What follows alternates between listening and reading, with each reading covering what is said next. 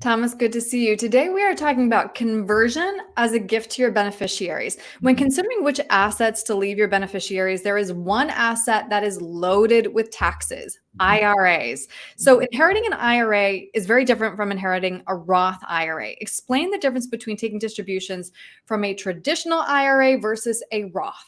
Yeah, absolutely. Great question. So, when you have a traditional IRA, you're putting in pre-tax dollars. That money grows tax deferred, but upon distribution, you're going to pay taxes on whatever comes out of that IRA.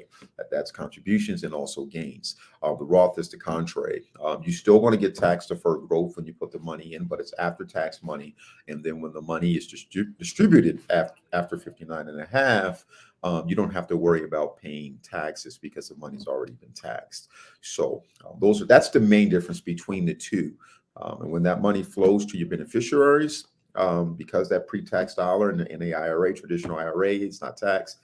They're going to pay taxes on the distributions as well, Mhm, mhm. versus the Roth where you won't. Right. And Mhm. now, to make matters worse, after the passage of the Secure Act, most non spouse beneficiaries can no longer stretch distributions over a lifetime, but instead will have to drain the entire balance in Right. 10 years. Mhm. Explain why this is such a tax burden. Yeah, it's huge because when somebody inherits a traditional IRA, your child or whomever may get it, it can potentially put them in a higher tax bracket by them taking those distributions, and by the government passing this act, they have to spend that money in 10 years. So having a large distribution come out of the IRA plus whatever income they may be making can throw them into a higher tax bracket. So it can be a really huge issue for them to actually inherit that IRA. Because that's usually during their prime earning years, too. Great You got point. it. Mhm. So, converting your IRA then to a Roth really is a great gift to your beneficiaries. Absolutely, totally agree. If you can do it, you definitely want to do it systematically. Think about the taxes upon doing that, but you definitely want to have these conversations now. Mhm. And Mhm. then you will be paying the taxes on it, but you are leaving your heirs You got it. You got without that burden. Great point. it. Mhm. Okay, so again, one nudge though to consider a conversion now is that there is a 5-year holding period. Explain that.